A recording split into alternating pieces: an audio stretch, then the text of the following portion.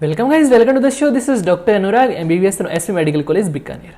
सो guys, आज हमारा disease rubella. Ruby से याद करेंगे। रूबी एक लड़की है, ठीक है।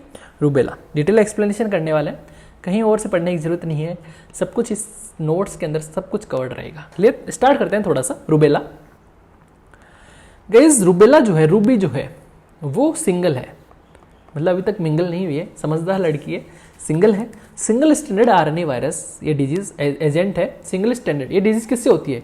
सिंगल स्टैंडर्ड आरएनए वायरस से होती है। ये आरएनए वायरस जो होता है कौन सी फैमिली से बिलोंग करता है? टोगा वायरिडी फैमिली से बिलोंग करता है। एंड जो ये डिजीज होती है रूबेला, 50 से 60% केसेस जो होते हैं इसमें सब क्लिनिकल होते हैं।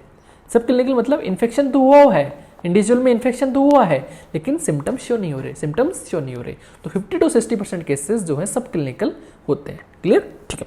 एंड गाइस, रूबेला जो है 3 से 4 दिन की डिजीज होती है, एकदम शॉर्ट पीरियड डिजीज है, ठीक है।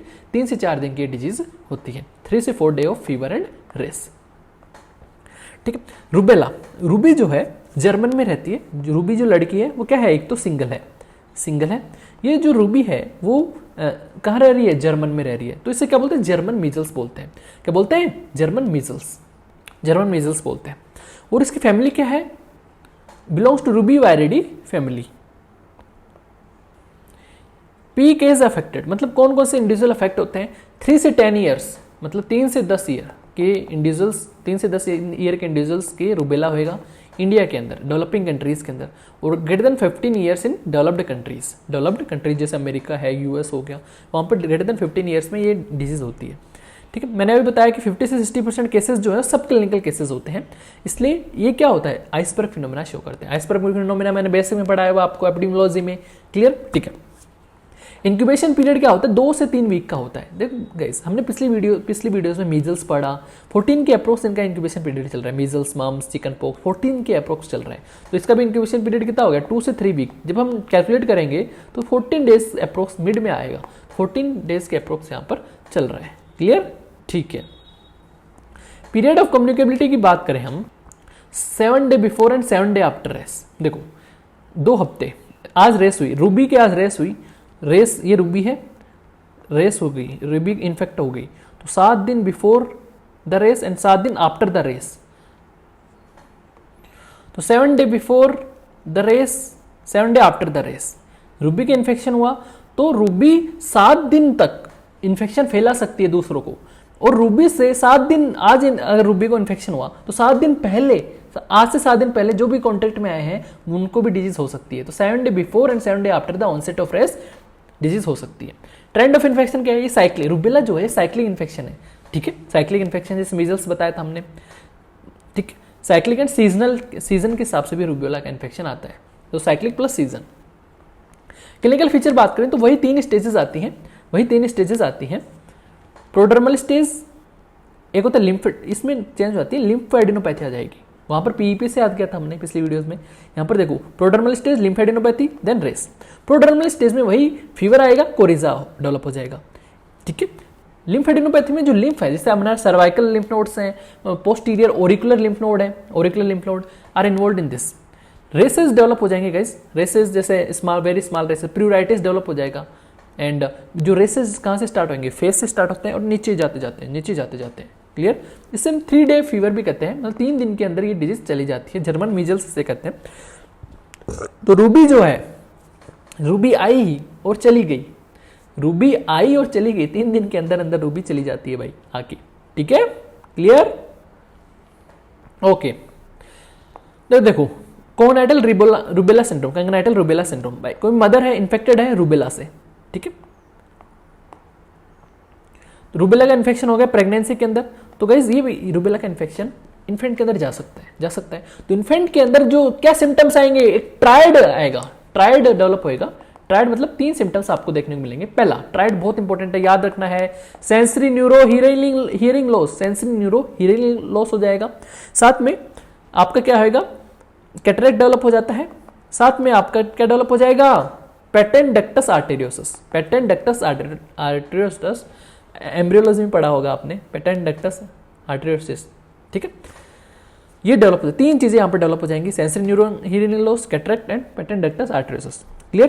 3 यहाँ पर चीज़ें डेवलप हो जाएंगी कॉग्निटल रूबेला सिंड्रोम में। अब गाइस कैसे प्रिवेंट करें, कैसे प्रिवेंट रूबेला के इन्फेक्शन को हम प्रिवेंट कैसे करें, कैसे प्रिवेंट कर सकते हैं? बच्चों को हम लाइव एटेन्यूएटेड वैक्सीन दे सकते हैं। वैक्सीन कैसे देंगे गाइस? रूबी जो थी, एक सेकेंड, रूबी है 3 दिन में आके चली जाती है, सिंगल है रूबी, अभी ये चीज़ें हमने देख ली। रूबी जो है गाइस स्टार भी है, ध्यान रखना, हरदम जीतती रहती है, कोई भी पार्टिसिपेट जहां भी पार्टिसिपेट करती है हरदम जीतती रहती है, तो विन करती रहती है, स्टार भी है। तो विन स्टार RS27/3 इसका एक लाइव एटेन्यूएटेड वैक्सीन है, ये लाइव एटेन्यूएटेड वैक्सीन है। कौन सा स्ट्रेन है? Win star. क्लियर? 0.5 ml देते हैं।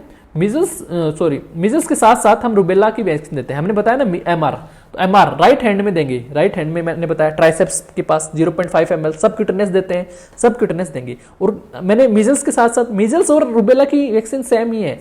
मिजल्स में हमने 2 डोज दी थी, एक तो 9 मंथ में दी थी, एक 16 से 24 मंथ में दी थी, तो यहाँ पे भी 9 मंथ 16 से 24 लाइव वैक्सीन होती है। तो प्रेगनेंसी में नहीं देंगे, प्रेगनेंसी में नहीं देंगे।